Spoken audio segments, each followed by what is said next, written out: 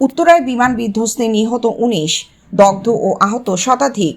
আলোকিত TV desk. রাজধানীর উত্তরায় মাইলস্টোন স্কুল অ্যান্ড কলেজের একটি ভবনে প্রশিক্ষণ বিমান বিধ্বস্তের ঘটনায় এখন পর্যন্ত ১৯ জন নিহত, দগ্ধ ও আহত শতাধিক। উদ্ধার করে জাতীয় বার্ন ও প্লাস্টিক সার্জারি ইউনিটে নেওয়া হয়েছে। হাসপাতালের দায়িত্বপ্রাপ্তরা জানিয়েছেন, দগ্ধদের বেশিরভাগই শিক্ষার্থী। কলেজের হিসাব বিজ্ঞান বিভাগের সহকারী অধ্যাপক সবুজ মিয়া সাংবাদিকদের বলেন, স্কুলের দোতলা ভবনের প্রবেশমুখে বিমানটি বিধ্বস্ত হয়েছে। তখন স্কুল ছুটি হয়ে গেছে।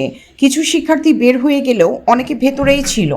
বিমানটি বিধ্বস্ত হওয়ার পরই আগুন ধরে যায়। এদিকে খবর পেয়ে ইতিমধ্যে ঘটনাস্থলে কাজ করছে ফায়ার সার্ভিসের 10টি ইউনিট।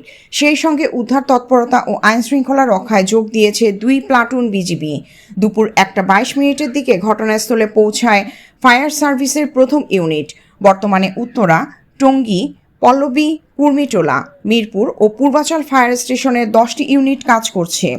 এর আগে সোমবার দুপুর 1:18 দিকে উত্তরার দিয়াবাড়ির মাইলস্টোন স্কুল ও কলেজ ক্যাম্পাসে বিমান বাহিনীর F-7 BJI মডেলের প্রশিক্ষণ বিমানটি বিধ্বস্ত হয়।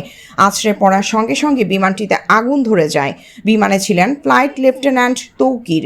আন্তঃবাহিনী জনসংযোগ পরিদপ্তর ISPR জানিয়েছে, বাংলাদেশ বিমান বাহিনীর F-7 BJI প্রশিক্ষণ বিমানটি উত্তরায় বিধ্বস্ত হয়।